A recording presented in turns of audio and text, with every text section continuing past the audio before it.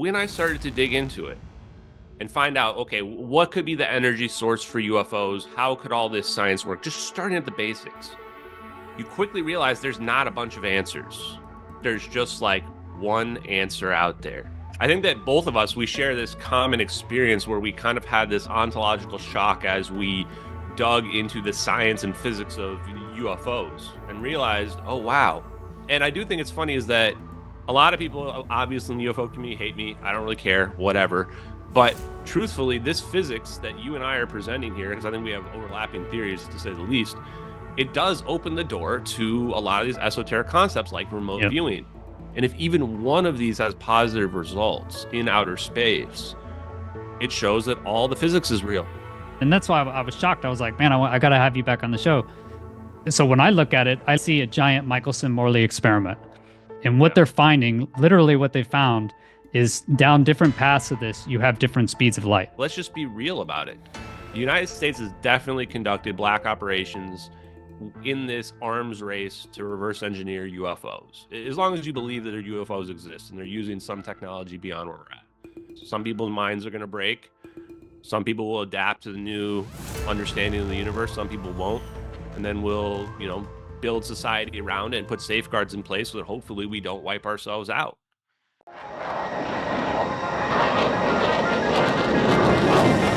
Chris Lehto, welcome to LehtoFiles. Okay, I'm here with Ashton Forbes. He is a researcher and visionary in the field of advanced physics.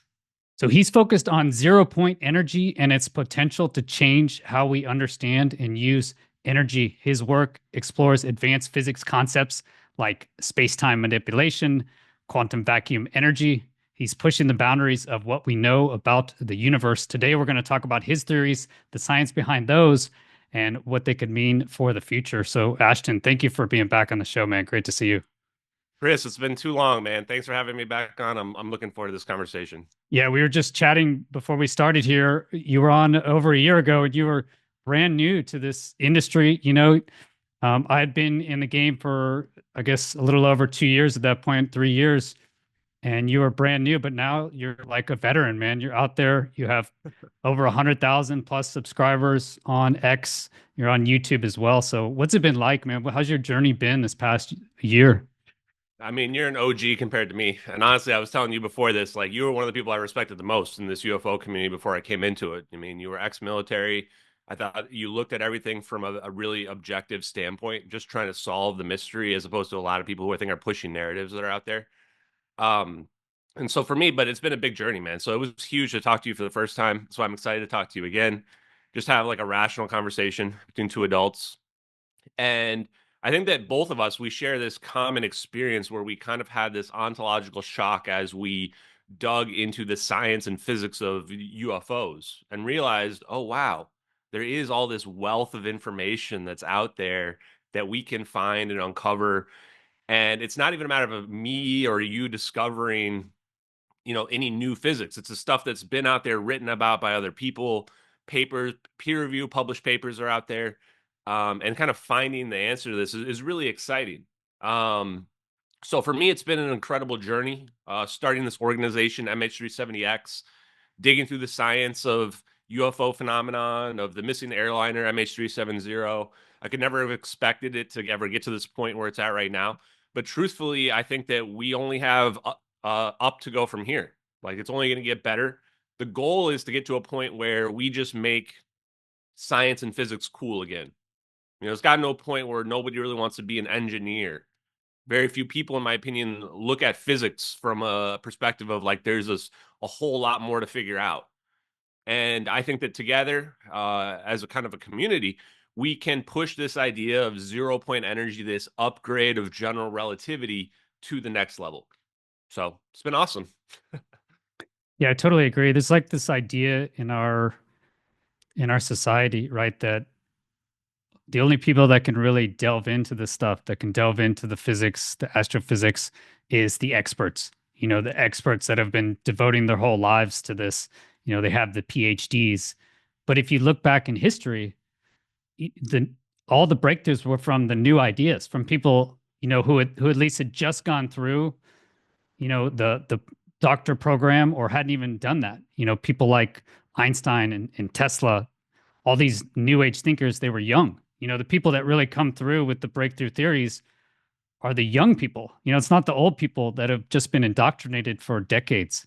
It really feels like that whole idea of that only the experts can really look into this is kind of going by the wayside. And my own argument is that if it's super complex and it's so complicated that you can't possibly understand it, then my argument is it could be that there's a fundamental assumption that's incorrect. So I hope exactly what you're saying is that we can move forward and more people can get excited about this stuff. Whenever I make a video on the physics, it gets the least amount of views really on my channel. They just want to see like UAP videos. But like we were talking before this is I think the science is really we're going to find the breakthrough, right? Because they can't classify that. They can hide all the ships and the technology and everything, but you can't hide fundamental physics forever, right? So I guess we were talking before. What do you think, or do you think it's possible? And I can kind of guess what your answer is going to be here, that they've actually suppressed fundamental physics for decades. That's the main argument I've been making. But do you think that's probable, possible? What do you think the chances are? Yeah, it's funny because I think that a lot of people, before they start digging into it, they think that that's impossible. There's no way you could have hidden science for 80 years or something like that. But once you do start to dig into it and you see the papers that are out there, and then you look at how academia actually operates, the whole peer review process is actually just a gatekeeping process. And once you realize that, you realize, oh, wow, they actually could. Especially when you look at how people who call themselves debunkers operate. The humans are very cynical by nature. So we're always looking to poke holes in something. And you may say, okay, well, that then only allows the best ideas to slip through the ranks. But it means that some of those ideas that are out there are real, are true, and they're being incorrectly, debunked. Just like the email of Matt Livelsberger from Sean Ryan. People debunked the letter. They said all these things were wrong with it. Well, it turns out it was 100% real. It was actually from him. Whether or not you believe the contents is a different story, but the letter was actually really from the guy. That's the idea that's holding us back, in my opinion. I agree with you. I make content. The stuff that I put out there about just hard physics and science, it gets the least amount of engagement, the least amount of views that's out there.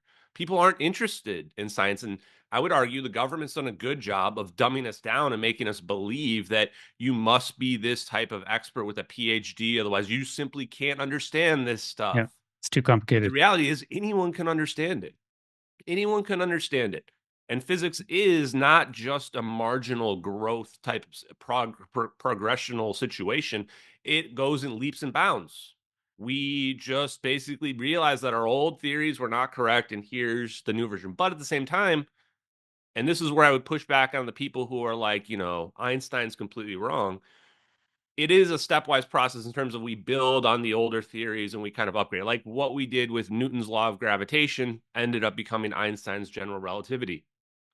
And now I think we're going to have a situation where we upgrade that again, where it's not that that was all wrong. A lot of the observations are correct on the macro scale, but it needs to be more refined in order to explain things like dark matter, dark energy, why the Earth wasn't shot out of our solar system by Jupiter billions of years ago. But like you said, they can't hide this physics forever. Eventually, people start to notice because it's in the public realm. Yep. The one last thing I want to say about this is that when I started to dig into it and find out, okay, what could be the energy source for UFOs? How could all this science work? Just starting at the basics, you quickly realize there's not a bunch of answers. There's just like one answer out there. Space is not empty. There is a medium. We were potentially wrong about the ether. We call it 0-point energy now. And you realize that that's the answer. It's out there, at least in my opinion. No, I totally agree. And that's really why, I invited you on the show at this point is, our interactions on X, you pointed me towards Bearden, and he basically, I hadn't heard of him. I hadn't looked into any of his theories. I'd never heard of him, even though I'm into physics. I've been into physics for years, and I'm in this alternative physics as well. And I had not looked into his theories, and it lined up. I wouldn't say exactly, but pretty close to what I've come to my own investigations. And basically that is that yes, there is an ether. Like you mentioned, space is not empty. It's not nothing. And I think that that'll lead us to really our first question which is, what is the nature of 0 point energy? In your article, I just read it, Free Energy is Real. You explain 0 point energy as this latent energy in the vacuum of space. Could you describe how 0 point energy fits into our understanding of the universe? Is this the ether when they talk about the vacuum? Yeah, it is. It is the ether. Okay, And good. first thing I want to say about Bearden is that, I had the same impression where it's like, I've been interested in physics. I've been watching like PBS space-time videos and stuff on the internet for years Yep. and years and years. Years. Never heard of him. And then there's all these 40 videos or something like that of him on the internet, all of different videos. Start watching and I'm like, wow, how have I not heard about this guy? He's Yep. talking about Tesla, Kaluza-Klein theory, a simple idea of just taking two waves and having them cancel each other out. Boom, scalar physics. And that, yes, space is not empty and that we can shoot a longitudinal wave through the ether. And that's, potentially a scalar gravitational wave. And you're going, okay, well, this guy is here. And this is, I don't agree with everything he says. I think he starts to kind of like put too many things together when he starts like blaming like earthquakes and like certain tragedies on scalar weaponry and things like that. But he's just realizing like there's more powerful technology out there. He even talks about stuff like teleportation, basically taking two scalar beams, crossing them, and then you can extract energy out of this location and it's going to appear somewhere else, or you can input energy into this location and cause an explosion, either of those things. And so how is this possible? How is this all possible? So I just referenced Kaluza-Klein theory, 1926, unifies electromagnetism and gravity using an extra dimension. You have to realize, too, that back all the way going up until maybe even the 40s, the ether theory was like the predominant theory that everyone believed there must be a medium. How would an electromagnetic wave transmit through empty space? It can't. And when we think of atoms as mostly empty space, where like most of the region between atoms is like equivalent to like the sun and the planets in terms of distance, so just emptiness. But what if there's not? Even in current physics, we believe that there are these virtual particles popping into existence and annihilating themselves all the time. So even from that perspective, we're really thinking now of empty space as this froth, this medium. Tom Bearden mentioned it as like little bubbles, which I like that kind of analogy. Just little bubbles that we can't see below our perceptible level, but it's all out there all the time. And there's this idea of the Zitterbuergong, that these bubbles are basically all in lockstep on this quantum scale, and they're just jiggling around all the time. And this then explains quantum mechanics, is that at the quantum mechanical level, due to like Heisenberg's uncertainty principle, nothing is ever really at rest. So on the quantum mechanical level, if you have a pendulum, even though it looks like it stops to our level, it's still jiggling like this. And that means there's still energy there, because energy is just defined as the ability to do work. So any force is energy that we can potentially extract. So we know there's this 0 point energy that Zitterbuergong, this energy all around us, that's 0 point energy. It's also the ether, because why is it the ether? Because we don't see it, but we know it's there. This is the biggest part. People think that 0 point energy is sci-fi or whatever. Experimentally proven, and has been experimentally proven for almost 80 years. The Casimir effect is the one that's most commonly referenced. Just take two plates. The two plates will just come together automatically. How is that possible? If this was empty space between these two plates, they shouldn't be coming together, but they come together. And that's because you're pushing out certain wavelengths, because everything's waves of 0 point energy from the inside. So now it just becomes an engineering problem. And okay, well, how do I get these plates to come back apart without me having to pull them apart? Because then now I've just got a free energy device if I could do that, if I could make it go like this. So this is where Ken Shoulders discovered that plasma potentially is. The answer has these properties to it. You're manipulating the vacuum because let me give some more references for why 0 point energy is real. Just because some people don't like the Casimir effect, there's more. The Lamb shift, he won the Nobel Prize, shows this phase shift that happens that would only happen if there's some type of medium happening. An expansion on that idea is what Hal Puthoff put forward in 1987, which basically says that the electron spinning around a nucleus should collapse into the nucleus. It doesn't, though, because it's basically pulling energy out of the 0 point energy field all the time, equalizing out its energy. And this is also then why a hydrogen atom, when it's at rest, it should be radiating energy because we still see movement, we still see action, but no energy radiates out because there's this equilibrium where the amount of energy going out is equal to the amount of energy coming in from the 0 point energy field. So that's why we don't visually see any radiation at that point. Everything's in a balance. The other thing would be any superfluid like helium-3 at zero Kelvin, which would be absolute zero. We still see movement. It doesn't freeze.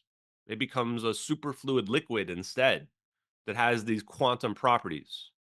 This again shows that there is this 0 point energy that's out there. Now, the last thing I'll say, and then you can jump in and ask questions, is the only argument is there's something called the vacuum catastrophe, is that we say, okay, well, there's all this energy at the quantum mechanical level because everything's jiggling around like this all the time. At the macroscopic level, when we look at the cosmic microwave background, we look out there, we don't see all that excess energy. But at the same time, we can't explain the movement of galaxies and planets in our own solar system, so we have to add dark energy and dark matter. The 0 point energy theory says you don't need the dark energy and dark matter if you just have a medium filled with energy everywhere. So what's the difference? How do we reconcile this vacuum catastrophe of not seeing all this energy on the big scale, but on the small scale, we see this huge amount? Well, right now, I don't think there is an experiment, but Richard Feynman of the Manhattan Project, Nobel Prize winner in 1965, him and John Archibald Wheeler, who I think John Archibald Wheeler, someone told me, helped develop the hydrogen bomb. They calculated the energy density to be like 10 to the 110 hours, which is 120 orders of magnitude different than the general relativity, than the macro scale. So if they're right, there's this amount of energy is not this tiny amount. It's like way up here, and we're just sitting on the top of this ocean, and we just don't notice this ocean of energy below us. That's 0 point energy. Okay, what about what came to my mind was orbiting planets. Yeah. You know, we take it for granted that things can orbit in space forever. If you think about it, right? We don't have, room temperature superconduction isn't a natural thing, right? And yet, if you have something in orbit, like the moon is going to orbit effectively forever, right? Once you get a spacecraft, as long as it's far enough outside of the atmosphere, so there's no drag, there's no friction with the atmosphere, it's just going to continue to orbit. It kind of reminds me what you just said is why an electron will not collapse into the nucleus, is the same kind of thing that I'm imagining, is that the moon will not collapse into the Earth as long as it has enough orbit. It's going to be in a stabilized system, so like a standing wave, essentially. If the electron is a standing wave that happens to be at the proper gravity density, right? My theory is all around energy density. That's kind of how I look at it. It's a refraction based model. Like you said, I think there's one answer. You end up getting to the ether, and if you get to the ether, and then there is a medium, what I found is that light will bend. Actually, it effectively has a different speed. Variable speed of light was Einstein's first theory. And what that means is it's based on the energy density. So if you get closer to the Earth, it's a denser medium, right? The gravitational potential is higher. 2 gm over r is going to be it's a higher energy density. So you're going to have slower light. So that's how you get refraction, and that's how you get gravitational lensing. And they astrophysicists actually use the same formula for refraction in a medium, through water. If you calculate the velocity of light or any wave, right, in one medium over the velocity of that wave in a second medium, that's your law of refraction. And that's how you can determine how much stuff is going to bend, right? And we know that we can measure it in materials.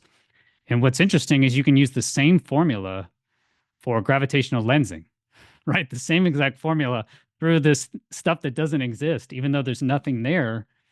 And right now it's all mathematically made as space-time, right? And they determined it to this geometry of space-time where space-time itself bends. But if you look at the ether as a energy density based on gravitational potential, then light itself will bend. Okay, it's my pleasure to now bring back in my favourite citizen scientists, John and Jerry Tedesco, the two Long Island brothers who've been doing some phenomenal research off the coast, reviewing strange objects that they've been tracking with their mobile observatory laboratory, which they're actually sitting in at the moment. We've got a paper published. It was on gravitational lensing, and we kind of suspected that something was going on around these objects early on in our research, because of the radar anomalies that we've been getting back. It's not just radar; it's GPS. We're having late GPS signals or absence of GPS signals, and with the radar, they seem to be late returns. There's propagation delays, significant propagation delays, and multipath signals. Whenever these objects are within the line of sight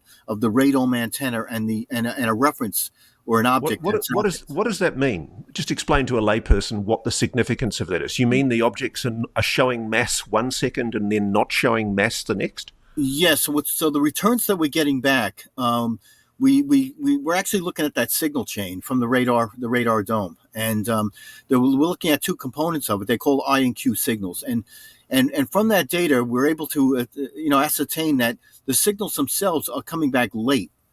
And if they're coming back late, then they're not in the response area of the beam. In other words, the beam itself, with our X-band radar, it rotates around 2.5 seconds. It makes one revolution, and is a 5.2 degree beam at a 360 degree sweep. But what happens is the antenna misses the return because it comes back so late that it catches it on the second and third and fourth rotation. So you get this extensive delay, which is looks like an interference pattern on the radar display.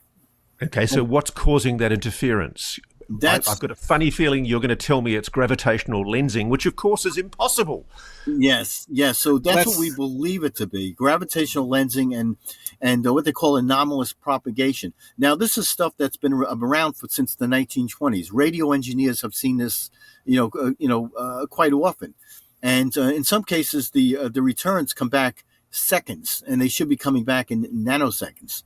So what can we conclude? Give this layperson who knows absolutely nothing about gravitational lensing, what does it mean in plain English? Yeah, so what we're describing here, what we're seeing is in the vicinity of an object that has this anomalous presentation. An orb. In one case, we had a drone-like object, but it's within the line of sight of the radar beam. And what we're using now is using a reference. In our case, we're using large ships out at sea. And if they're 15 to 20 miles away, we use that as a reference. We want the beam to hit the ship, come back as a large return. And if it passes within the path of these objects, the beam itself seems to be distorted and interfered. So you have an interference pattern. Wow! So you're actually seeing that is a gravitational lensing. Wow! Yeah. So we believe that it's whatever this object is doing, it's causing propagation delays, and it's causing distortion and multipath signals. Basically, what we see on our radars, we see if the ship's behind the object, say the object's in front of the ship, the return on where the ship is would seem stretched out. The ship would seem elongated because it's delaying the signal. The other thing is we make it multiple copies of those signals too. Yeah, straight path interference patterns, and this is something that's been also seen on NextRad. with the weather radar. Also, they've been seeing these oddities, these odd patterns. But to come to the nub of what you're saying, gentlemen, the implications are, if your analysis is correct, that something in that object is distorting gravity. Exactly. Yes, that's exactly. what we believe. And we also believe that this is what's also causing the kaleidoscope of color around the object. As the object moves, it rotates towards the observer, it blue shifts. And as it rotates away from the observer, it red shifts. And astronomers have known this, of course, for years, studying large, massive, bodies out in space where, you have these gravitational forces that are causing these effects. So that was my thoughts, is when you talk about a macroscopic scale, where is all this energy seen? I guess I don't really understand, because at the macro scale, things can orbit, and I believe it's all standing waves. I don't know, what's your take on that, or thoughts? Okay, yeah, those are great thoughts. First would be, did you know that we can't even model our own solar system? What I was saying earlier is basically an addition to an extension of the three-body problem. Any solar system with more than 3 bodies in it will eventually become unstable, and planets should be getting shot out.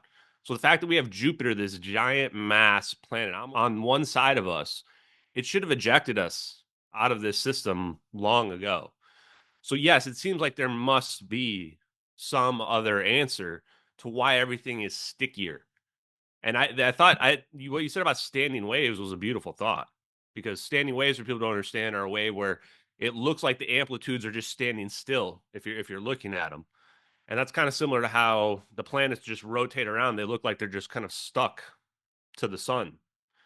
And I agree, it's all about energy density. In 0-point energy, it's all about energy density, because now we're thinking of the energy as this ocean. We're in an equilibrium. This is zero, but it's not really zero. And gravity is just peaks and valleys in this ocean that we're looking at of energy. That's why they say that you should think of it as a superfluid liquid, because they're saying, well, then any mass that you add, which is just condensed energy, is going to bend. It's going to add additional energy. So a planet is like going like this.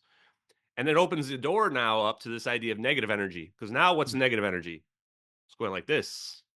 So we always see gravity and mass as positive, like positive shifts. But if you can go like this, now you can create negative energy. And if you pull too much out, I would argue you create a wormhole, a rip in the fabric of space-time. True nothingness. Because true nothingness is going to be whatever's at the bottom of this ocean of energy we got out there. And yes, I agree. It's all about refraction. In 0-point energy model, of course it is, because this energy is causing a light refraction as the light's going through it, because it means that this energy is all around us all the time. And this is where Puthoff, Gravity as a 0-point fluctuation force paper, explains that what I just mentioned about the peaks and valleys, that's what he's explaining there. And then they're explaining that inertia is caused by 0-point energy, the resistance to acceleration. That's the big problem we have with why we can't go the speed of light. And so if resistance to acceleration is because of all this energy, we're just pushing through it, just like when we have friction in the air, but you would still have it in outer space with this 0-point energy. If you can remove that, now you can remove friction. Now you can remove the restriction to acceleration. You can see the implications. This is very similar to the electric universe theory, although I don't agree with everything that I've seen from Walt Thornhill, but I've watched a few of the videos and I think it's pretty on the money. Yeah. And then lensing as well. Like, of course, why do we have lensing? Well, because the universe is a medium that can be polarized. You can manipulate the medium and change the permittivity of free space itself. It's not a constant. This means speed of light's not a constant. And it is funny how the equations are all so similar. The same is true of gravity and the electric force as well. If you look at the forms, meaning like just the letters in the equations for gravity versus electric force, they're the same. The only difference is the constant. The constant is the only difference in the equations. Yeah, it's So insane. you should see that there must be a relationship between these things. The last thing I'll say is that the speed of light is calculated as 1 divided by the square root of the electric permittivity times the magnetic permeability of free space. Free space. Yeah. So you just change the permittivity and electric permeability of free space, and they come hand in hand with one another. So if you change that, boom, now you've got Hal Puthoff's space-time metric engineering scientific paper, the one that Tim Burchett held up and said, if you want some light reading, here you go, in one of the congressional hearings like a year and a half ago. And that's really the big connection that Maxwell made, right? Is he made that ultimately that relationship that C is equal to 1 over the square root of the electric permittivity and the magnetic permeability of space, right? These two constants. Yeah, exactly. So if you can change that, now you can have a variable speed of light, if you will. So I don't know if you saw the video I had with Alexander Unzicker. He's kind of my hero of a physicist. He YouTuber, makes a ton of videos. He's written several books. He's awesome, man. You should totally check him out. I basically explained these theories to him as well, and he's been looking into the ether for I think 20 years. He's been trying to find an issue with it, and the big issue he had with the ether is its elasticity. You know, essentially, he said there's something. His argument, and he comes from a mainstream kind of alternative physics point of view, is that essentially it has to be inelastic. But in order to have any sort of longitudinal waves like you're talking about, it has to be compressible at some level.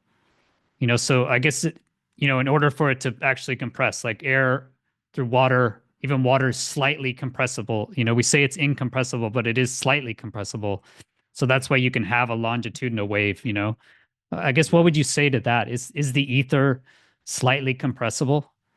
I would say the energy density is for sure. And that's what I talk about, like with creating pinch effects, is that what they're doing with the electromagnetism. That's why we can interact with the electromagnetism, because you're stretching and you're stretching and contracting space itself. That's what you're doing. That's what the Miguel Alcubierre's warp drive is doing.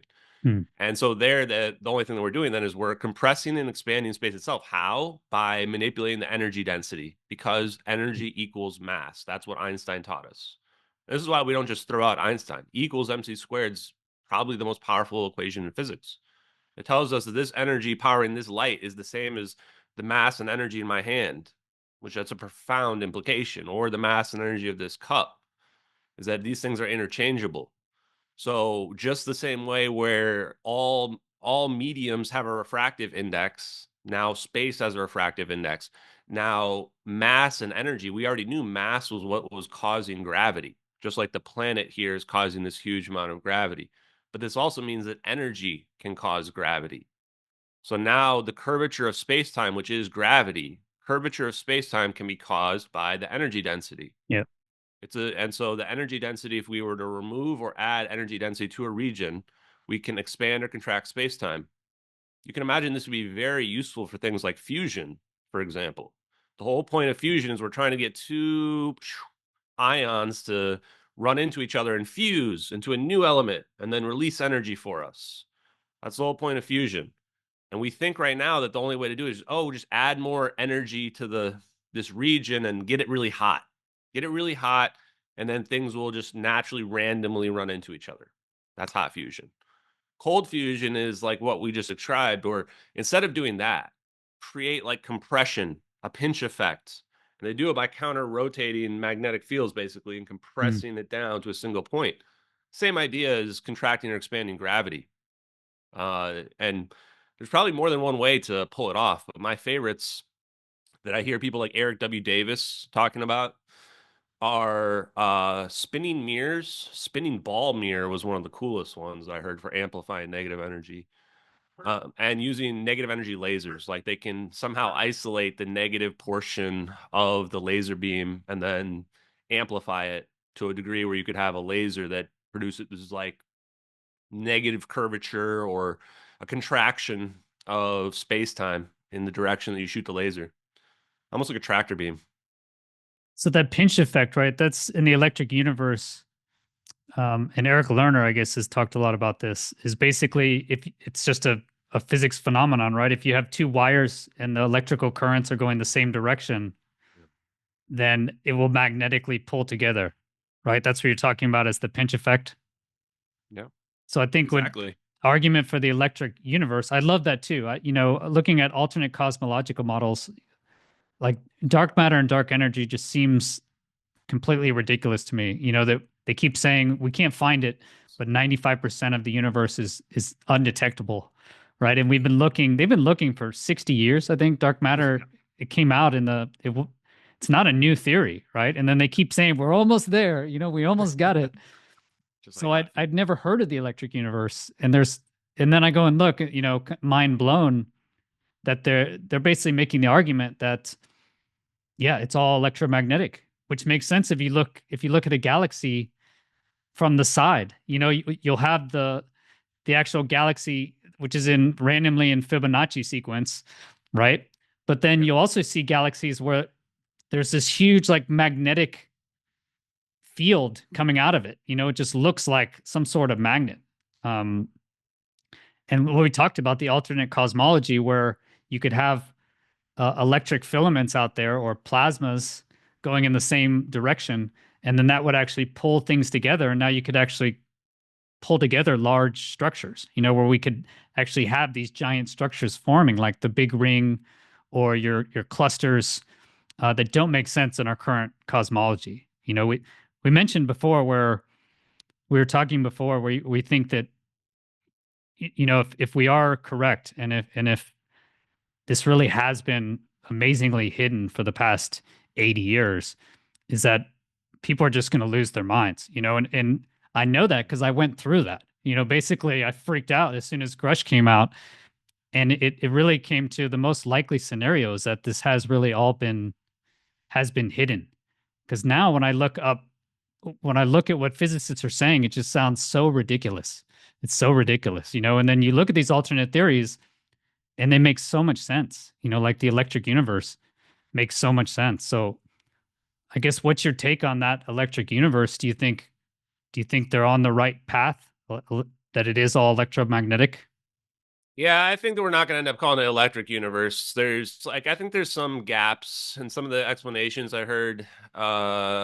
I thought maybe there's still some holes in them, but for the most part, yeah, the idea that the 0 point energy is electromagnetic in nature, which makes the whole universe now an electromagnetic system. I would almost say it's more of like a electric plasma universe, because I think we're going to find that the sun for sure is plasma. All stars are just plasma. It's not just gas. It's a plasma, and it's probably tapping into this energy all the time. It's just a huge amount of mass. And I think one of the big things that we get taught from the electric universe model is scale invariance, which Yeah. means that things on the very small scale do act like things on the very big scale. Yeah. And that's kind of what we're talking about with terms of seeing like this Fibonacci sequence and some of these other things that we see in nature, these common fractal patterns. You see them on large scales as well. It's not a coincidence. We don't get taught a lot of important stuff. I think now, just from listening to this conversation, you know, how much important stuff we're not being taught in school goes to show how much indoctrination we're really being taught, even in things like science and physics. Like, I actually thought Tesla was like a fictional figure until like 10 years ago or something like that. Yeah. Like, I didn't even know it was a real person. And you're like, oh, wait, all the power we use is based on Tesla. And Tesla is the one saying that we've got this free radiant energy. And this is like, you know, he was 150 years before his time. And I couldn't believe his work really was taken Yeah, by the really was. government, and it really is still classified. And of all people, and it was Donald Donald Trump's Trump's uncle. I couldn't, like, you can't make this shit up. No. Like, It gets to the point where it starts to get weird. And this is how I think it connects to the UFO stuff. And I totally agree. Earlier, I think you were saying that like this is a good way to find the answers to what is the answer to the UFO phenomenon. A lot of people want to start with the alien thing and work their way backwards. And I said, no, why don't we start with the physics, science, yeah, figure out what the answer to this is. This is something that's verifiable that we can test experimentally. And then that'll lead us to, okay, did we get this from little green men, or is there like somebody on this planet that's been here for like 50,000 years that somehow has more advanced technology than we do? Or is the government just really good at discovering technology and really good at hiding it out there? And what does this mean for like us in general in terms of how they've been able to hide this? And we've just been having a pretty detailed conversation going over the exact physics and science we're talking about. Usually if you go on the internet and say the wrong thing, you've got like 100 people breathing down your throat, proving you wrong or what have you. But the more I've been talking about this, there's like basically little to no criticism of any of the science explained here. It's just not accepted. It's not accepted. Anyway, when I look at how and why they've kept this secret, the darkest answer that keeps coming back to me is that we're on some kind of prison planet scenario, which is an extremely scary thought. Or we're just like the missing children that were left behind on this planet of some advanced civilization that has, literal teleportation level technology and free energy technology. The energy part's the most important. And this is where I think why a lot of the UFO community like despises me. I mean, looking at some of the comments and when you made the announcement that I would be talking to you, is that they're not ready. A lot of people in the world, and a lot of those people, especially a lot of people in the UFO community, more than half, are not ready for this idea that it's a really, really dark answer. It's not as happy as like we're going to join the Galactic Federation or whatever. The answer could be something like we are cattle on this type of experiment planet that we've just been put on, and our lives are meaningless compared to these other people that are living this life of infinite energy and luxury with Star Trek replicators and teleportation portal technology, stuff that we think is like, and so because people weren't ready for that, and they weren't ready for the implications of like if the United States government knew that technology existed, what would they do to cover it up? And what would they do to prevent their adversaries from having that technology? The answer is they would do a lot of dark, evil stuff. And this is just like what the whistleblower Matthew Livelsberger was saying, not just about the anti-gravity drones, but he starts talking about all these like operations where we killed a bunch of innocent people, and we've just never taken the blame for it. And this is the part where I think a lot of people, there's this political aspect to everything in life, but even the UFO community, where a lot of people don't want to believe that's true and possible. They don't want to believe that the United States government's that evil. But we are. Everybody is. All humans are fundamentally the same, in my opinion. We're all flawed in the same way. And when you get to these situations where you ask these tough questions like, what would you do to hide this technology to maintain superiority over this level of technology? This is the questions that people in the UFO community don't want to talk about. The Jeremy Corbells, the George Knapps, the Ross Coulthardts, they don't want to go on their big platforms and scare people by saying, hey, there might be a race of people that have doomsday level technology, and we're kind of in a race to figure out who can make the black hole super weapon first, because whoever does controls the planet, just like with the nuclear escalation that happened back, in the 40s. So my question to you, Chris, is assuming that level of technology, if this UFO technology really is free energy, teleportation level technology stuff compared to where we're at right now is, that's another universe. Would you still want disclosure if it meant the risk that somebody uses this to wipe out the whole planet like in an instant, and also the risk that like, the United States wouldn't have complete control over this, like Russia, China, North Korea, Iran might have it as well? Do you still want disclosure, or do you err on the side of national security? Because that's where I think Lou Elizondo stands as well, is that he says this is too much of a danger. I'll let you know about aliens, but free energy technology, we have to keep hidden. Where do you stand? I mean, if you asked me 10 years ago, I'd probably say, I would err on the side of caution and say, we shouldn't let any of this information out. But I think the world's just changed so much, and it's changing so quickly. If you look just over the last 5 years, especially since, the virus, since 2020, I think people have really woken up. They call it on a lot of the spiritual channels is the awakening, that there's this big awakening that's happening. And it feels that way. It feels like the world seems to be unifying. Or now I think people have a lot more coordination, communication with each other. I have 3 kids, and I get the feeling that they're not so nationalistic, that they're actually there's a kind of like a worldwide generation. They're on TikTok. They know way more information than I knew when I was their ages, 10 years old and up to 15 years old. They're way more knowledgeable. And so I guess I'm hopeful that the world is more moving towards an actual unified perspective. What it looks like, if you're super nationalistic, it looks like your country's falling apart, right? But for me, my viewpoint, and how could this happen, is you mentioned earlier, is the fractal consistencies across sizes, and that's really what kind of blew me away, is looking at the fractal similarities. You mentioned the sun into an atom, right? But if you look, it's actually extremely similar. Like, so if you look, the nucleus of an atom is 99.9% of the mass, right? And if you look at our solar system, the sun is 99.8% of the mass. And if you look at the actual sizes, right? If you look at the size of a nucleus to the actual outer ring of the electron is 1 to 100,000, right? It's 5 zeros, 10 to the fifth. And if you look at the sun to the orbit of Neptune, it's also 1 to 100,000. It's 10 to the fifth, right? And I made a chart. I used ChatGPT, and I spent the last 2 years and made a chart. And there's more examples. If you look at the galactic center, right? You look at the center, the gravitational extent of the black hole, right? Not the size of the black hole, because what we understand is they're very small, but its actual gravitational goes out to 10 to the 16 meters, while Milky Way is 10 to the 21 meters across. So it's again a 5-0 difference.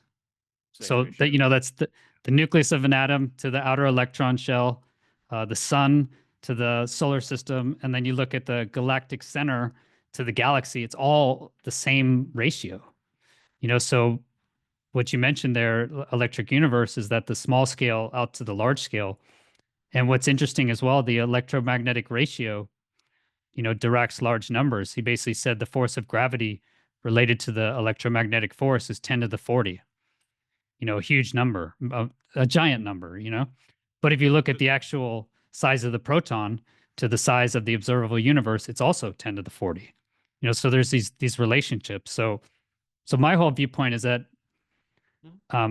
we just don't stop at the human level. I think life is it's a fractal. We're in a holographic fractal universe.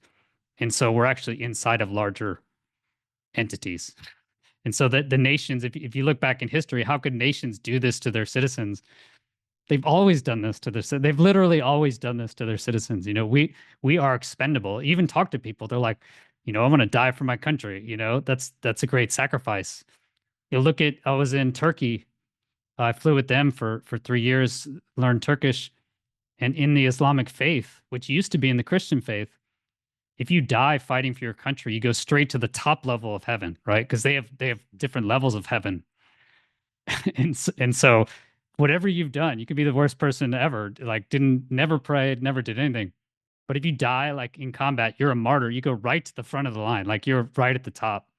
And we say now that, oh, that's terrible, the martyr clause. But we had the Christians, Christianity had the martyr clause during the Crusades. They had the exact same thing. So dying for this larger entity. So I think countries have always done that. They've always hidden critical information from their citizens to protect national security so that they survive, because ultimately I think we're expendable. If you look at the Spanish, they didn't share any maps with Portugal. I live in Portugal, and Portugal would have died probably before they give any information about how to get around Africa to get to the East Coast. My point is that I don't know if we're on a prison planet, but when you're born into, you didn't choose, or I guess I don't remember choosing to be an American. They stamped a social security number on me, basically burned it into you. You're cattle branded.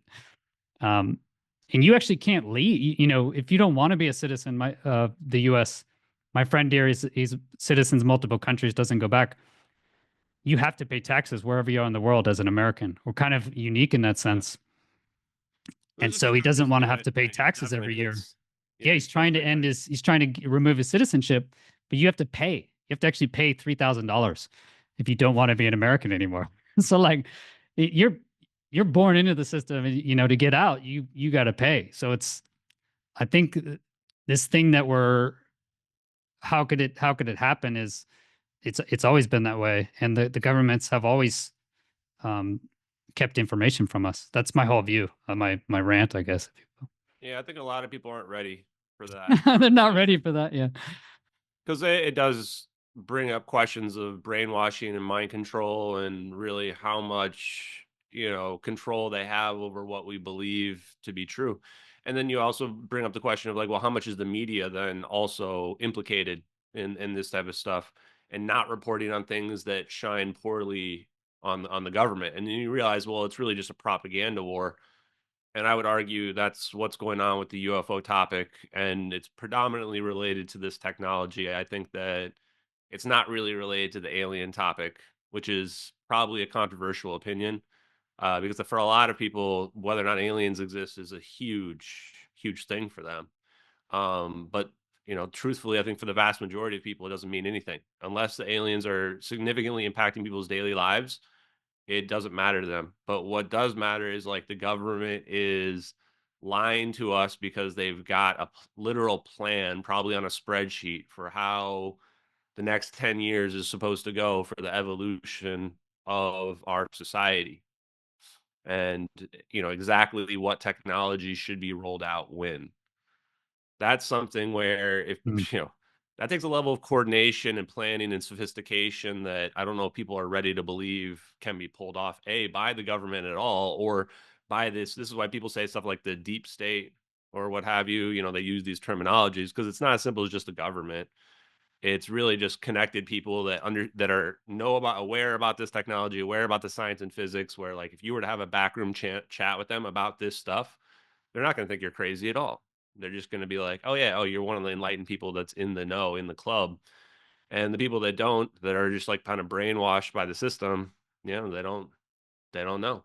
And it's true also of the military. So people want to know, like, okay, how would they hide all this?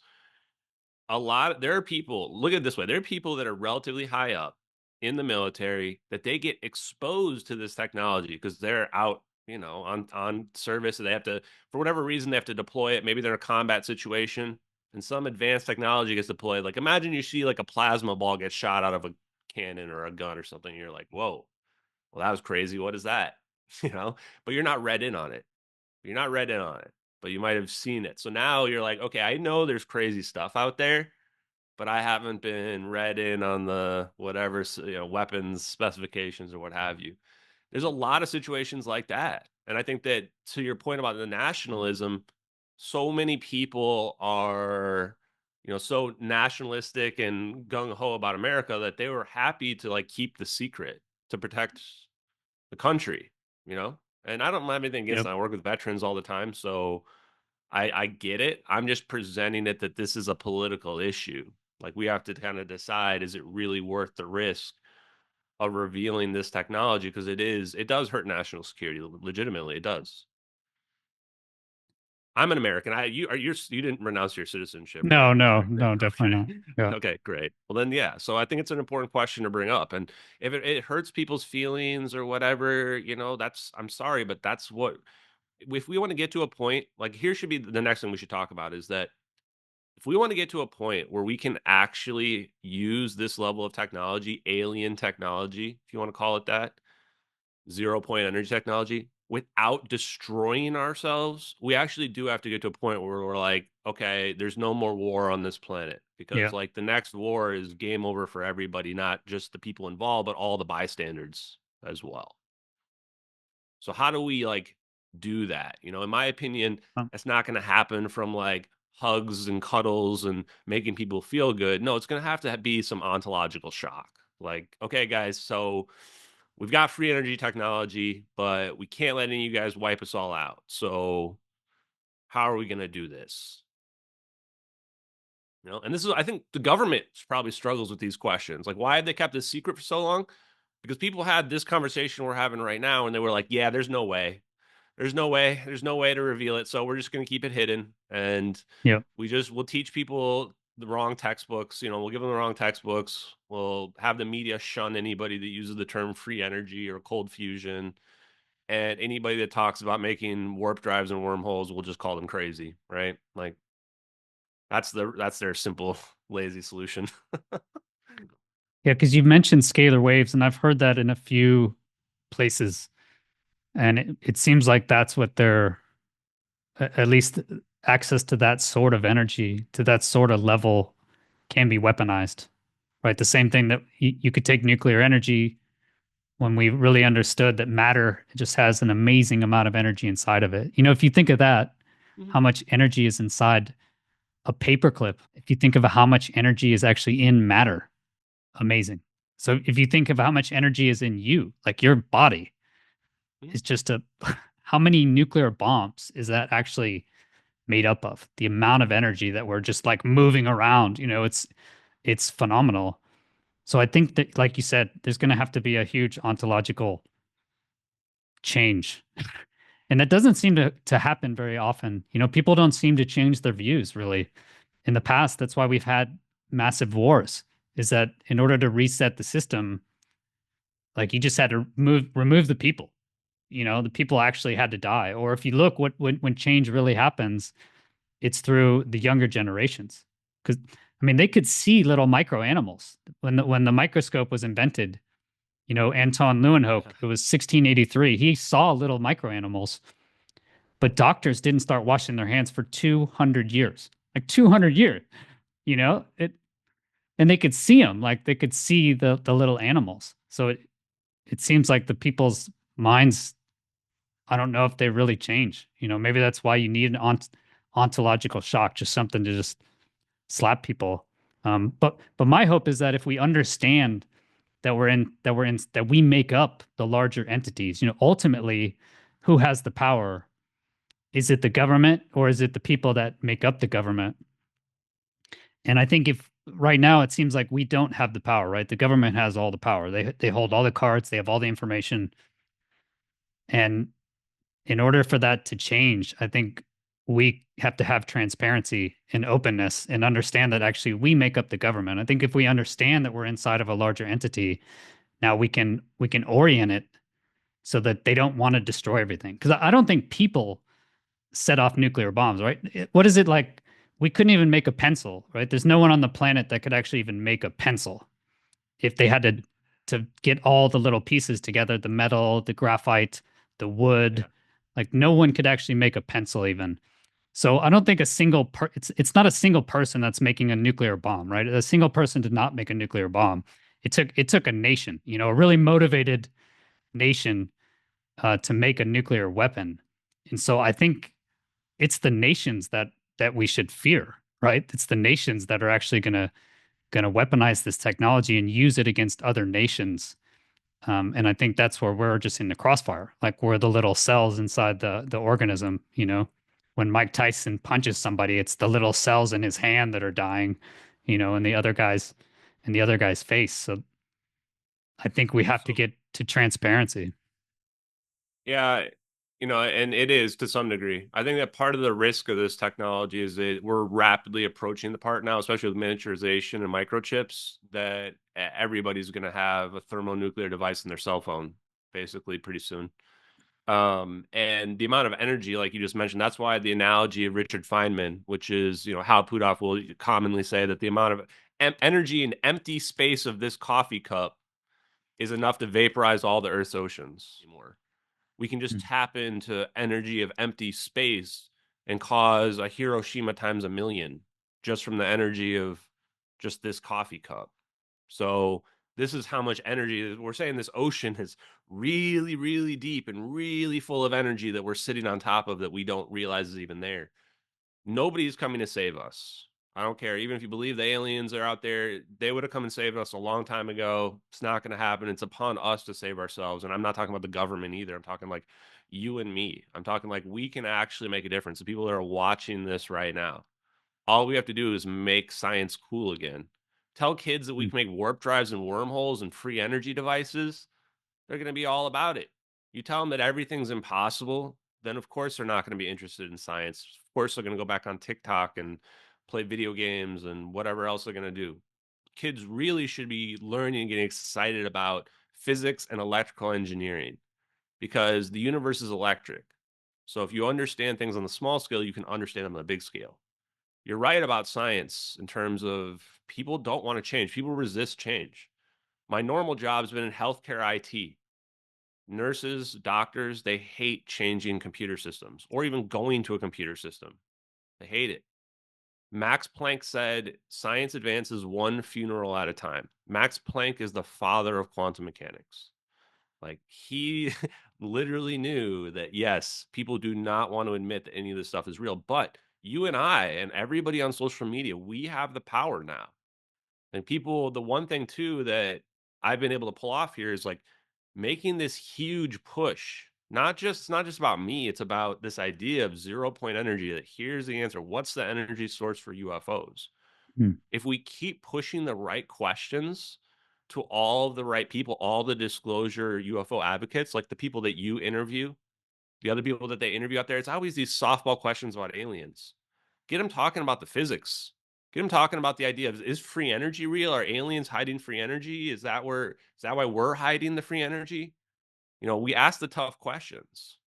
And then the last thing I want to touch upon here as well is that, um, yeah, like that seems to be the big reveal. The thing that they're hiding for national security is the energy source. It's the reason why the DOE is in charge of all of this. It's all down to this physics and this science.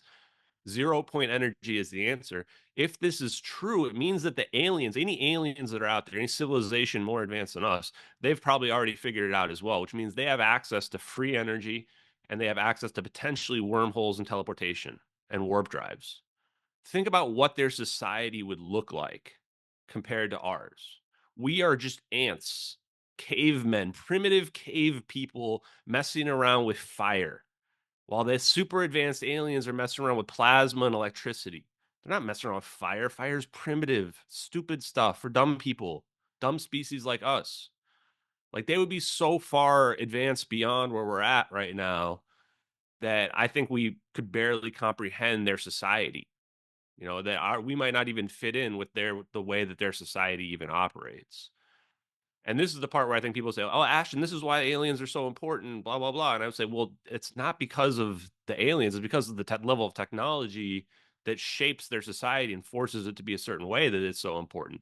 And that is the conversation I want to push, which is, how the hell do we deal with some technology that's this advanced? Because the government's never going to let us have it until we figure that out. How can we be sure that we're not going to wipe ourselves out? Hmm. What's your answer? So if 0 point energy, the physics was all released tomorrow, what do you think would happen? Are you pushing for that?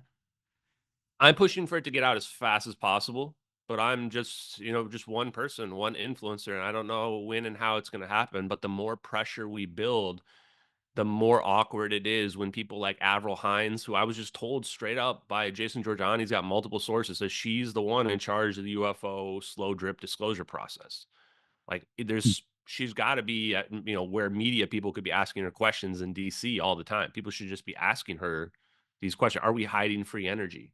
So I'm just trying to push the envelope as far as I can until people start asking these questions of these people, and it's not considered awkward to do so. It's considered like, yes, we deserve answers. Or Tulsi Gabbard, whoever's going to be the next DNI. I mean, she's got to know, her predecessor knew. So for me, it's as fast as we can get it out there. And the more that we push on this, the more that we ask people about this, the faster I think it will happen, because it's a huge stigma that's been assigned to these concepts. And we've broken down the UFO and the alien one, but we've got free energy and cold fusion and some of these other topics as well, the warp drives and stuff, that we've got to break down the stigma on those as well. And I think when that happens, we will get it. That's what I truly think will happen. So as I fast as think we you're can right. move it. Yeah, because let's say, and my whole time growing up, I believed the mainstream argument that you can't go faster than the speed of light, right? It's the speed of light for a reason. And so even if there are trillions of planets out there, there's no way they could get here. Which is just, now that I've gone to the other side, this is it's like a childish argument. It's so arrogant, to say there's no way we could go faster than the speed of light. It's so stupid. It reminds me of Lord Kelvin. You know, I think he said 5 years before the Wright brothers flew, and he was the head Yeah. of the Royal Science Society, right? He was the leader, the head, Lord Kelvin, and he said, "Yeah, mankind will never have heavier than air flight." You know, and 5 years later, Yeah. the Wright brothers are just out there flying. So this whole idea that we can't travel faster than speed of light, that everything's a particle, even though we can't find any particles, right? Which is really suspicious. You know, just ask any physicist. You know, point to a particle for me. Actually, point to a real particle, like a ball or a rock. You know, like a particle that smashes into something else. You can't find it. You know, there are no particles. There's no wave particle duality, right? Everything's just a wave. That was my last video on it. Is there's no double slit conundrum if you just accept everything as a wave, right? If you go in there saying that, oh, light has a dual nature, right? You can believe opposite things at the same time, which again is just totally stupid. Like they're going to look back and be like, yeah, how could we think that? And yeah, again, I think it's always been that way. They've always thought that way. But you'd be okay with this energy, 0 point energy coming out. You don't think that they would use it to create scalar weapons, you know, that would destroy Oh, the they've already planet or done something? that. They've already done that. And when people are talking about like the payloads on these drones, just imagine a ball of lightning. Well, what's the payload of a ball of lightning that you can just drone onto somebody and just vaporize them? I mean, I'd say that payload's basically infinite. And if you can jam them together and you can exponentially increase the force, yeah, you've got something that's extremely dangerous. But they've already got it. I think that China's very close if they haven't cracked the UFO technology, anti-gravitic stuff. And once you do, your power level just, I mean, forget even the whatchamacallit scale, Kardashev scale. We're not even talking Kardashev scale anymore. We're talking like you shot up to like stage 3 or stage 4 on the Kardashev scale from 0. That's just the level of power we're dealing with here. So at this point, it's just a matter of like, how long are we going to hold out with lying to people about this level Hmm. of technology? Because are we expecting all of humanity to change or something like that? Like, what are we really expecting to have happen? All of a sudden, we're going to evolve and become this altruistic species. It's never going to happen. So either we just roll the dice on this, we just see what happens. Some people's minds are going to break. Some people will adapt to the new understanding of the universe. Some people won't. And then we'll, build society around it and put safeguards in place so that hopefully we don't wipe ourselves out. But to your point, I want to address it. You made a really great point about like people used to think voice couldn't transmit by wires. Some of the first telephone salesmen were getting arrested for being like con artists for trying to sell phones on the street because people didn't believe it was possible. Because our understanding of the universe wasn't that you could do that. Now, voice transmits wirelessly. We don't even need wires for it. You really think we can't transmit energy wirelessly as well? I mean, we already do on small scales, on short Yeah. distances. I'm not sure why people don't think. And people didn't believe the Wright brothers. Wright brothers were flying for years, and people thought it was a scam. They had pictures and stuff of them flying. I think even videos in some cases, and people thought it was all fake. And then they just finally gets accepted to be real. And that's what we're gonna deal with this 0 point energy thing, where it's like it's been so encrusted into people. General relativity, space is empty. Yeah. We get, like you said, they just brainwash you and think you can't go faster than the speed of light. It's not Yep. You possible. can't. It's not It's not possible. possible. A lot of people don't even realize why that argument even exists. And that's, again, goes to show the brainwashing. Same thing you hear with free energy is they say free energy is not possible. It violates the first law of thermodynamics. And Yep. like a lot of those people, it's like, I don't even know if you know what the laws of thermodynamics are. It's like saying that wind power violates the laws of thermodynamics. Like, of course, You wind can't have power doesn't heavier than violate it. you'll never People used to fly. think that too, by the way, in like the 60s and 70s. Why did we not have wind and solar back then? Because people thought, oh, it violated, like you would have to put more energy into it to get more energy out, which is a just simple misunderstanding of electrical engineering and the laws of thermodynamics. You're adding an extra input. So, of course, you can get more out than what you're putting in locally because you have two inputs. So it's the same way with 0 point energy as well. It doesn't violate the laws of thermodynamics. We just call it free energy because it's a good term. And yes, all these arguments now, like when you look back after you've been like woken Yep. up, they look ridiculous. And it's absolutely just hubris Yep. on the part of like people who went in the past. I'll take it a step further and say part of the reason why we can't just accept that they're, maybe it's not exactly 0 point energy, maybe it's not exactly your theory. There's a lot of people with very similar theories. Winterberg's Planck Aether hypothesis, like that overall concept is the answer. What all the specific, who was right about one little narrow aspect of it, I don't know and I don't care. But part of the reason why they can't admit it is this is going to prove like several Nobel Prize winners were like wrong. Ones that are probably still alive today. Many Because it was, more. yeah. And so like you start to realize this is a big issue now. Now people that were like, if they had some cosmological theory that, gained a lot of traction, it might be invalid now. And So if you look, and my main point was that if you take away that assumption now, right? Because I was kind of blown away by when I started looking into UAPs. I was like, wait, if that's possible, all you have to do is just change your assumption and just try it as a hypothesis. Is if it was possible, if UAPs were real, how would it work? And I think, like you said, it's not that complicated. Like you're gonna all wind up, you're all gonna go into the same funnel, which is what we came up with. And that's why I was shocked. I was like, man, I gotta have you back on the show because this is exactly what I found, like separately. I didn't even look at Beard and I didn't even hear of him. I came from a totally different angle and then ended up right at the ether, right? That you have a medium. And when I this would you were saying it too, explain. and I saw your post, Yeah. like that's why you see me replying to your post. I'm like, oh wow, Chris Lehto's figuring out the same thing. And I remember because last time we spoke, you weren't on all of this at all. I wasn't on any of this at all. And Yeah. that's what I tell people too, is why I live stream so much of my research, because I want people to like be able to historically go through the journey, and you probably will come to the same conclusion that Yeah. Chris came to and that I came to. And it's crazy that it does connect back to the UFOs, and that a lot of the scientists are like Hal Puthoff, I think, has got to be like at the top of the echelon of the dudes behind the scenes. He's got a lot of the papers about 0 point energy.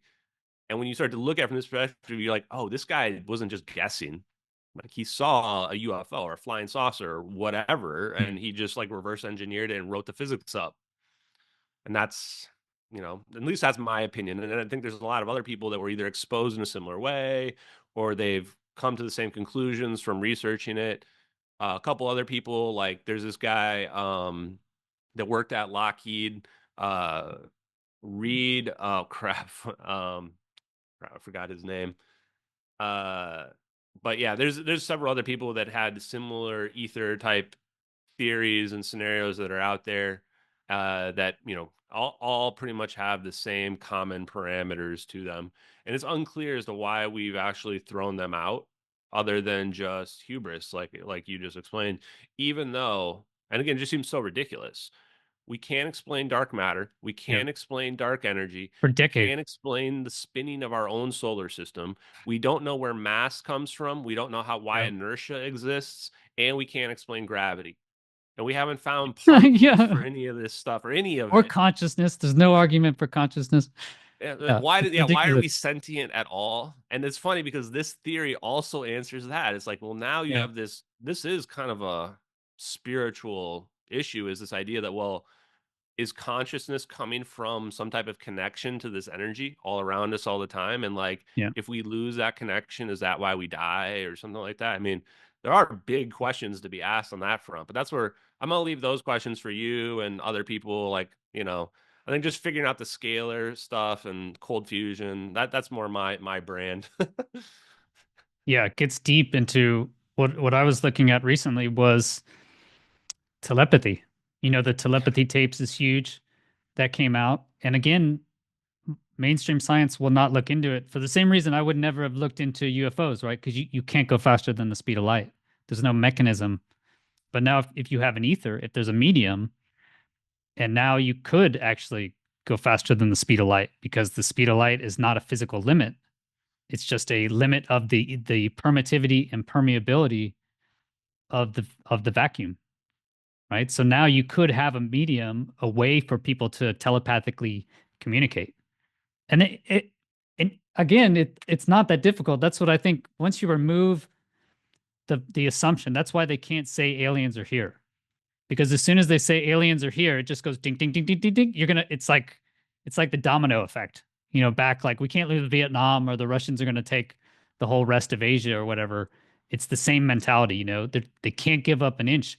Because if they say aliens are actually here, like really, because they say we don't know where they're coming from, right? We don't know. Like maybe they're here, but we don't know. They're very, very elusive on that. David Grush said, yeah, maybe we don't know.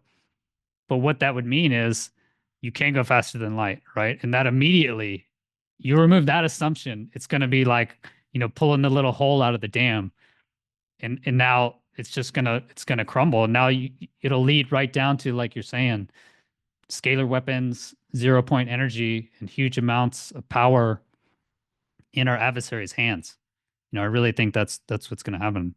Yeah, it's They, going to look great for us, though, people like us who've been talking about, because you imagine, like, the moment that that dam breaks, and now all of a sudden there's articles being written that the government has admitted, like, just imagine I think there's several first dominoes that could fall, but one of them would be aliens exist, and they're coming from another planet. And people go, well, where? I mean, how are they getting here? What's the yeah, physics that allows that? you That's can't what the go physicists faster are going than to be light. asking. And who are they going to be going to? People like you and me who have been making videos about it, like, for several years on the internet, explaining the physics, explaining how they're going faster than the speed of light. Those are the people they're going to want to talk to. And I do think it's funny is that a lot of people, obviously in the UFO community, hate me. I don't really care, whatever. But truthfully, this physics that you and I are presenting here, because I think we have overlapping theories to say the least, it does open the door to a lot of these esoteric concepts like remote Yep. viewing. Because now, if distance is an illusion, if you can literally create a wormhole, well, one of the biggest theories out there is ER equals EPR, which means a wormhole is equivalent to quantum entanglement. And so now you're going, oh, if we can make a macroscopic wormhole and teleport something or slingshot something, where's my rubber bands, from one location to the next, then why can't we transfer thought in the same way? It should be easier, in my opinion, than transferring a Boeing 777 or a macroscopic object and teleporting it. So it does open the door to those ideas, even though I'm not really that interested in them. I know Hal Puthoff, his previous research was in remote viewing, and I don't think that's a coincidence either, because it used the same underlying science and what have you. Yep. But this is this full disclosure on a silver platter, which is why I argue so adamantly that the way to do it is through the physics. Now, of course, them admitting that there's aliens visiting us is a big domino, but you can also get the same domino by admitting that, like, look at it from this perspective, Chris, where if the EM drive ends up being real, the only physics explanation is that there must be an ether. There must be a medium. That's what the EM drive must be pushing off of. It's basically Star Trek impulse drive. And there's like at least 4 different versions of this already. The Russians already did one where they claim it was like 1,000 times more thrust than what the Americans got. But Sonny White from NASA confirmed the results in like 2015, and it was just considered like they just debunked it afterwards. And there's several other versions. Charles Bueller, who worked with APEC a little bit, he's on his own, and there's one called, I don't know, there's another one by like IVO, I think is the name of the company, but there's several people testing them. And if even one of these has positive results in outer space, it shows that all the physics is real. And then we've already been hitting all the dominoes to show people, like, if this is real, it means that warp drive's real, or a wormhole's real, or that you can pull energy out of the vacuum, or really any of the stuff that you see in Star Trek. So I just want to say I thank you for actually researching and looking into this stuff, because there's very few people in this community that are looking at the science and trying to dig through the science, and we need more. Yeah, I totally agree. I was blown away the other day. I looked at Rupert Sheldrake's channel, and from like, it was all, I don't even know the year. It was at least 20 years ago. I mean, they were wearing like 80s clothes essentially, but he did this experiment with telephones. If you've ever gotten that feeling when you think about somebody and then you look at your phone and they're calling you right at that moment. I'm sure you've had that, right? Yep. So, and I tested this over 2 years ago on my channel. Again, no one watched the videos. They didn't like it. I got negative comments. It was too woo. But basically, I was doing that a test, and my idea was to come up with an app where essentially you try and test this. You try and get real data. Can you predict who's going to call you? So you put 4 people. You can do this as a party trick. Next time you have a big party, put 4 people in the other room, right? Have them roll a random number generator to pick one of them, and then you have someone else in the room. So you're in a different room, and you try and pick up, remote view who's going to call you, and then they call. I I'd never seen Rupert Sheldrake's work. You know, I'd heard of him, morphic resonance. I was like, that's BS, right? You can't go faster than light. It's all BS. Um, Turns out he has real data from like 20 years ago where he did many tests, like multiple tests, and found consistently that it was over 25%. It was like 32% hit rate that these people could predict who's going to call next. And like you just said, that should prove right there. That should prove there's another medium of communication. That should prove the ether. Dean Radin as well. He did the same thing, but he puts him in a Faraday cage. And I think this is the best experiment, right? Is you find somebody who has I need to find somebody that has a Faraday cage. And then you put them in that Faraday cage, right? Which should zero out all other effects. So there's no EM energy going in there. There's no way they should be able to get the communication from the outside, right? Through a Faraday cage. And then you do that telephone game. And that should prove, I mean, that literally should prove telepathy works and that you have a medium for the ether. But Well, it's just been yeah, hidden. some people have already kind of done that. That's the thing. I mean, even Hal Puthoff did that, the same kind of experiment. And this is where I think people misinterpret what the experiment results show versus what they imagine and see in TV shows, which is they imagine that it means that there's certain people that are out there that like, you know, can see the future or what have you. But really it's more of like if you just statistically show that you can beat randomness, then Yeah. you're showing there's something there. If Yeah. statistically speaking, you can show that you're beating the random, true randomness, like what is it, a one or a zero? If you can flip a coin and you can guess more than 50% of the time, you know, you got free money on your hands, right? Yep. Same idea in here. And this is the part where any amount of positive shift that can be statistically proven to be significant over randomness shows that there's something going on. This is what Hal Puthoff, I think Hal Puthoff would stand by his work, even though it's considered pseudoscience. My argument to you would be that it's not, you don't even have to test it. Like, even if you came back and you had positive test results, they would just say you cheated the results or something like Yeah. that. They would, That's the thing they is would attack it you. They would exists. discredit you. The data Yeah. exists. Yeah, I think it's real. And that's what, then what is the answer then? So then the answer is that, well, this is just an information war. It's not even a matter of showing the results. It's not even a matter of showing it to people because there's no bar that people will believe if they've been brainwashed to not believe that it's possible. Like by the whole, you can't go faster than the speed of light. That's what people think that's, that's why they think that, remote viewing and stuff like that's also not within the realm of physics. So really then, what we're doing in terms of being influencers and online social media and content creators is we're the front lines. Social media is the front lines because this is an information war where it's a matter of breaking down preconceptions and preconceived notions that people have and showing people the evidence of the science and physics that is real, in which in some cases showing people those results that you might already have that are already existing that are out there. And that's why on my platform, on my social media, that's pretty much all I do. Is sometimes you'll get non sequiturs from me, but a lot of times you just get here scientific paper that's interesting or a summary of an article with just the parts that I think you should read and know, or just video explainers I like are the best, where it just visually shows you like how negative energy works. Things like that, because I want to break down people's conceptions. People going, negative energy is an exact substance. You can't go faster than the speed of light and space is empty. Well, it's like, okay, here's the visual explanation for why that's wrong. It's an information war. That's the funniest part. So once I truthfully think that's why I think that once we wake up enough people, enough percentage of people, then there will just be the dam will break open and then it all comes out. I'm glad you're noticing. That's a great point you made. You've heard of, I'm sure, the Michelson-Morley experiment? Oh yeah. Yeah. And I think that the funny part is I have a video where you just turn it on its side and then you can see the phase shift in the interference pattern. Gravitational which is funny lensing. because that would mean, I'll send it to you. That would mean that really it's connected to gravity, if that's the case. And Gravitational potential.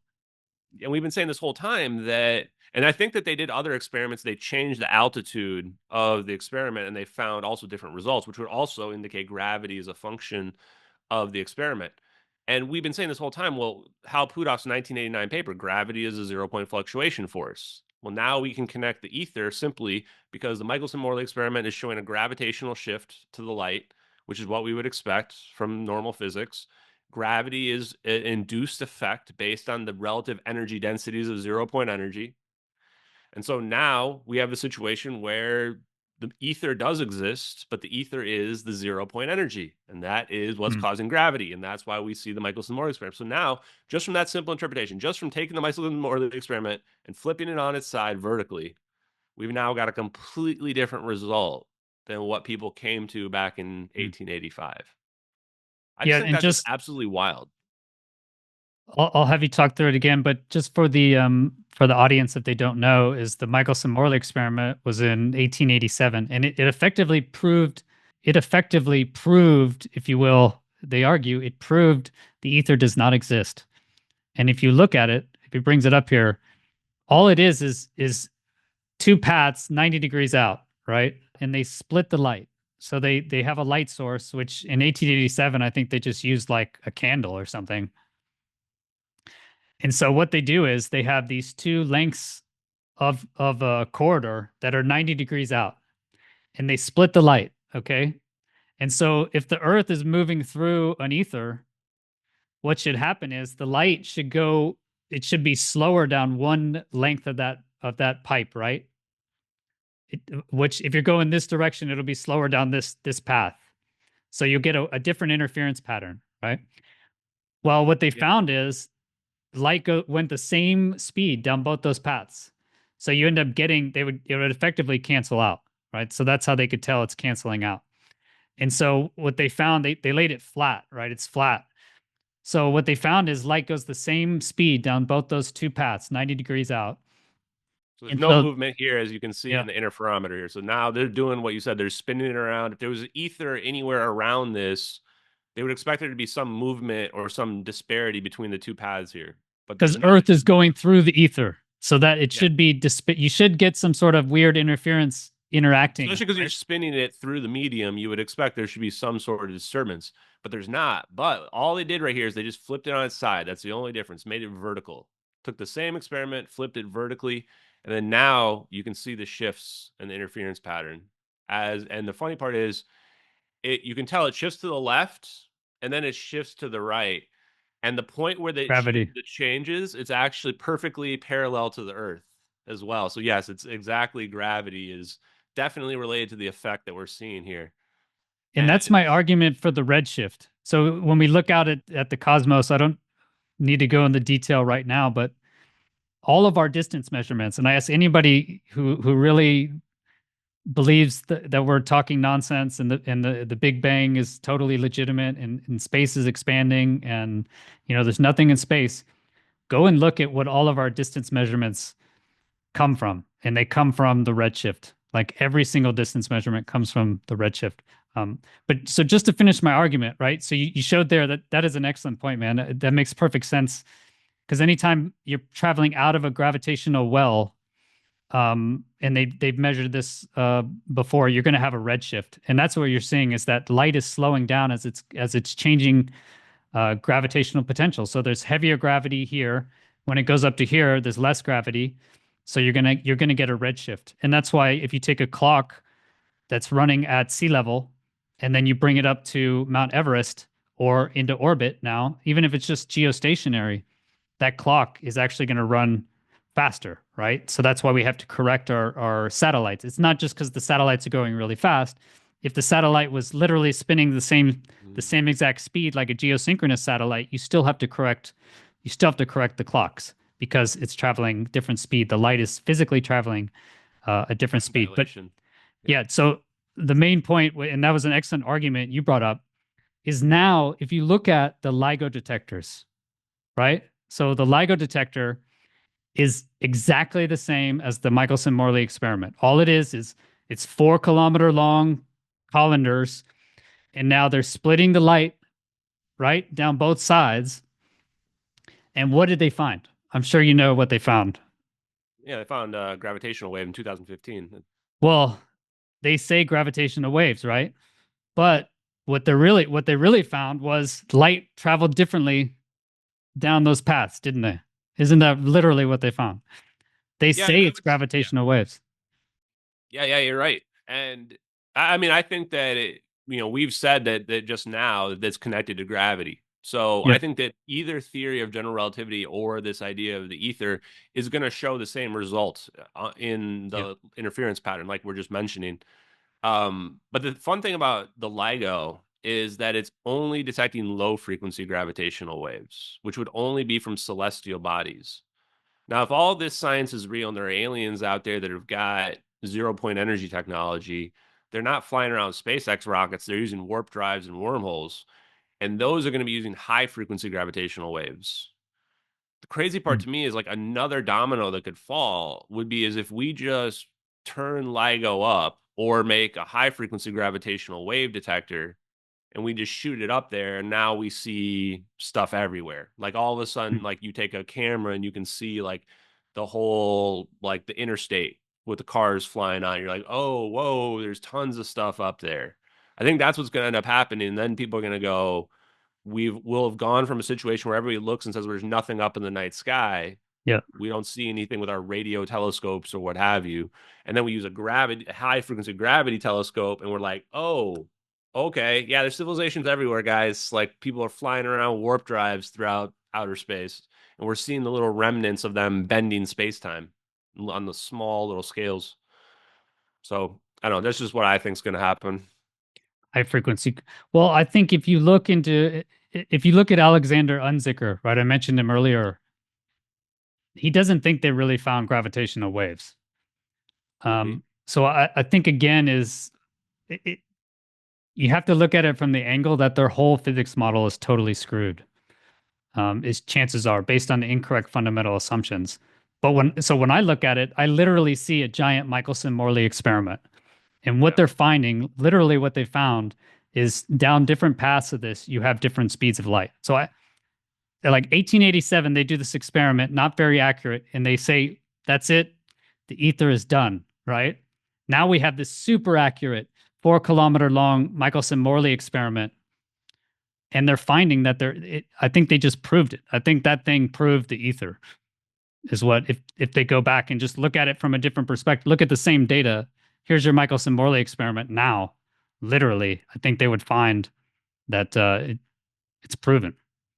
That's just my belief. Like you mentioned, if you have that, I think the data is already there. I don't even think we need new experiments to prove it. We just need to like remove.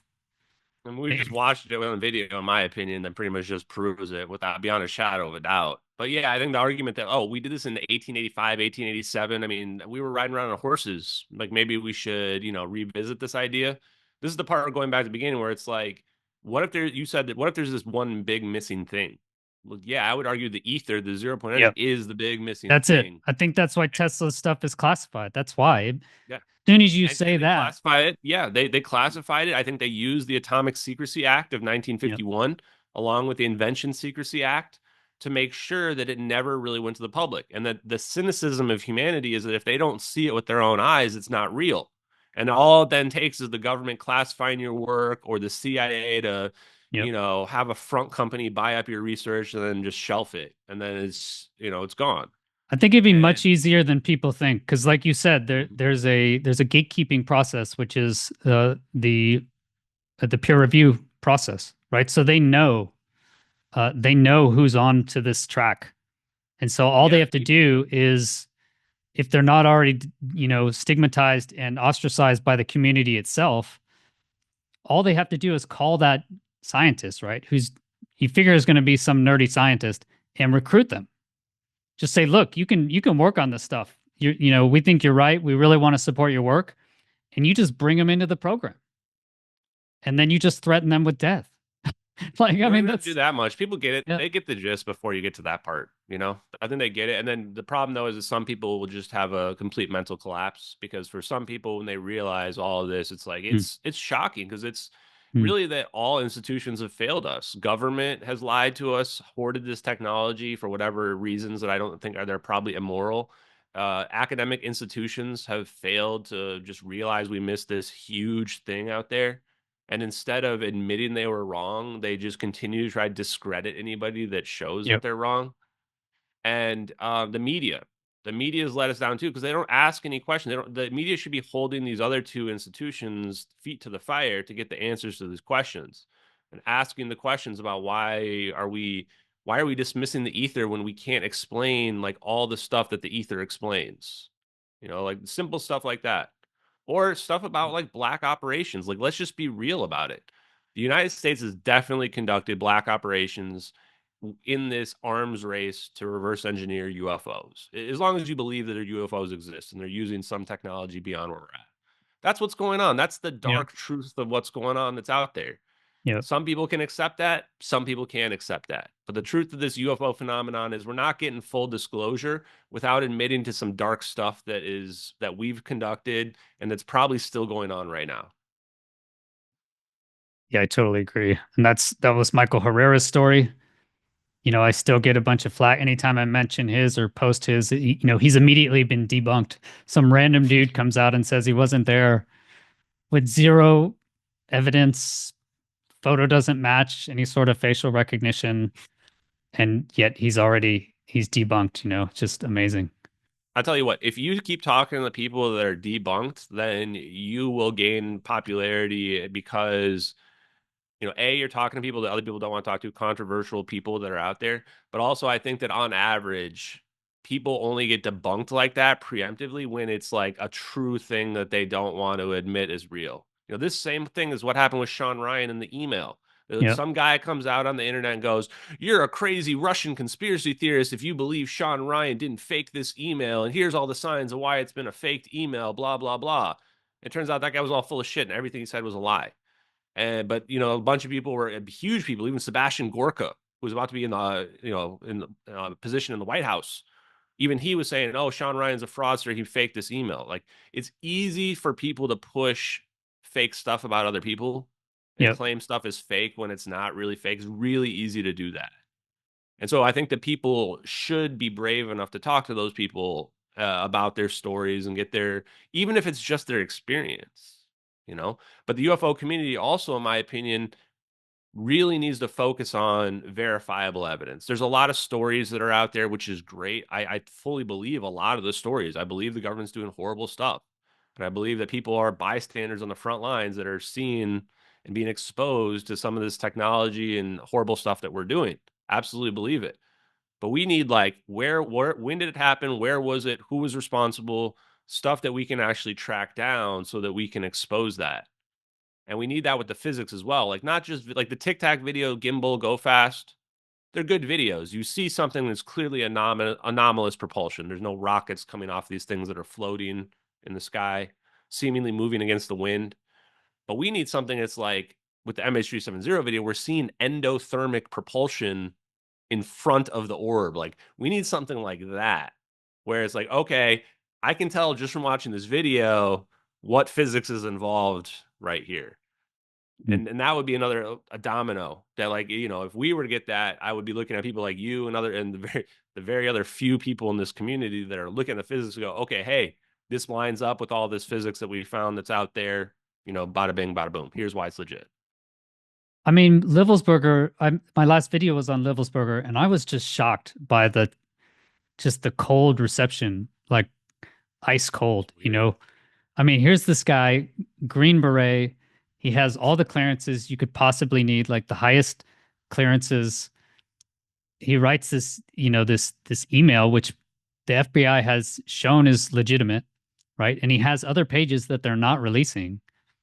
And he brings out these airstrikes. And when I looked into the airstrikes, I was like, holy shit, man, these are legitimate. Like, the UN investigated them and the DEA was there. And they bombed, 60 airstrikes, killed at least 37 people, women and children. Most of them were children. And then that was just what was actually proven correct, along with another, I think, 39. And I'd never heard of that. I'd never heard of this airstrikes in 2019. And yet when I bring that up, I just got hammered, by people before the video even published. It was these comments saying like, "What are you doing, Lehto? I can't believe you're looking into this. You've gone off the deep end." I'm like, what are you talking about? And he mentioned a UAP USAP. Like, he literally writes in there, a UAP unacknowledged SAP program. When I saw that, I was like, I couldn't believe it. The media didn't ask a single question. Like, there's the sheriffs, when they did their press conference. The sheriffs are up there, and the media's like, "Okay, we'll ask questions." They did not ask about the UAP unacknowledged SAP program. Like anti-gravity drones and UAP stuff, and nobody's asked about it. Yeah. Let And me that's jump in after because I agree with you. Schellenberger Like, came out in a hearing and said, hey, there's a whistleblower and there is a USAP, unacknowledged SAP program called Immaculate Constellation. You know, we're putting this into the record. And that whole situation is so sketchy. I mean, I just wrote a post last night about it because I was just yeah, thinking back. Because now it's been proven that the feds lied about this. Like the DNA did match to his child. And they pushed this narrative. They said on press conference the DNA didn't match with his child. And so everyone's speculating that he's like got it from a broken home or that his wife was cheating on him and had a baby with another kid. That was all fake. I wow. don't even trust this letter they push out there because Sean Ryan comes out with a completely different email, which is just completely different tone from the guy claiming that he's a whistleblower. Yep. And it was weird, the reception, even like So from weird.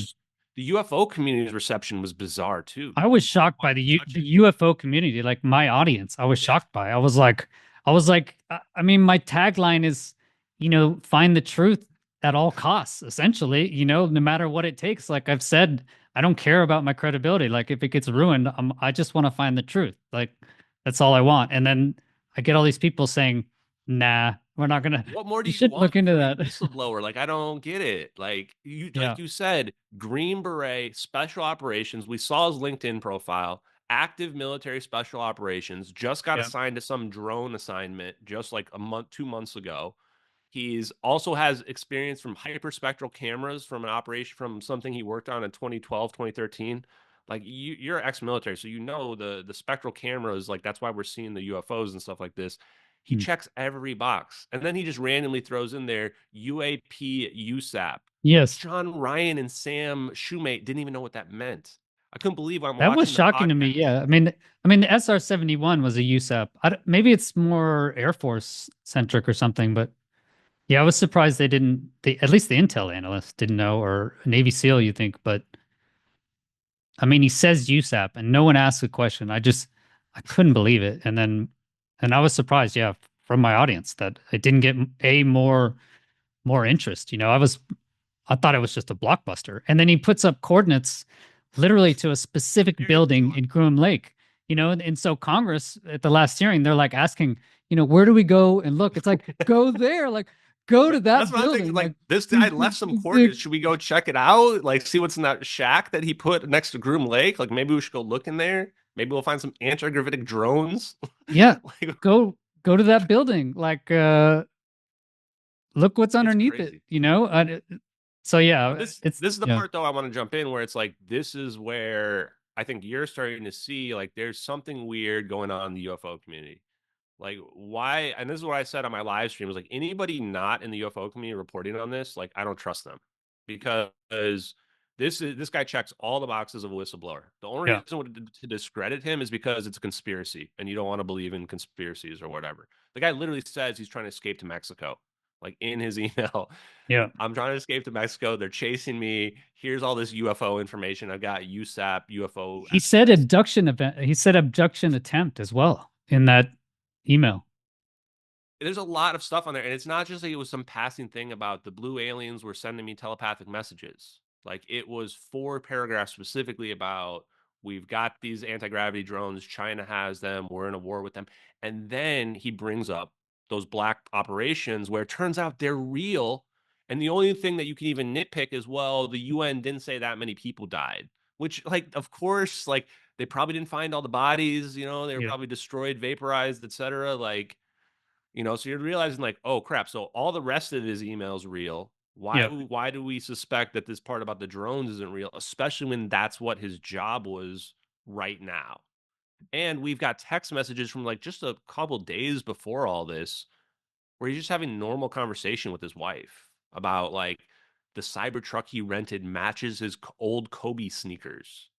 That's not like the kind of message if somebody's having a psychological break that they like send to their wife, in my opinion. So I was disappointed that more people didn't jump on that. I was all over it. Still, I'm very curious because I think there's a decent chance this guy was a legit whistleblower.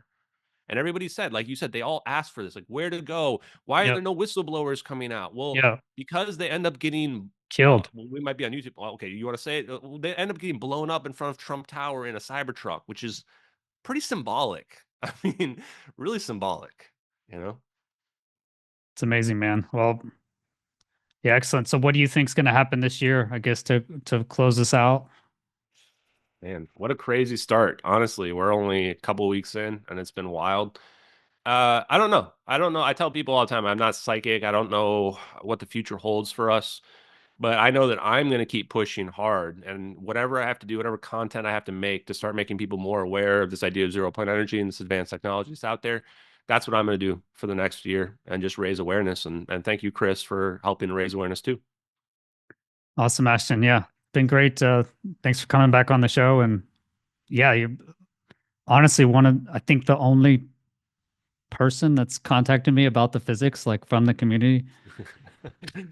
It's pretty amazing. So yeah, I'll keep looking out, and hopefully we can get to the bottom of it. That'd be amazing. Sounds great, man. All right. Thanks, buddy. Later.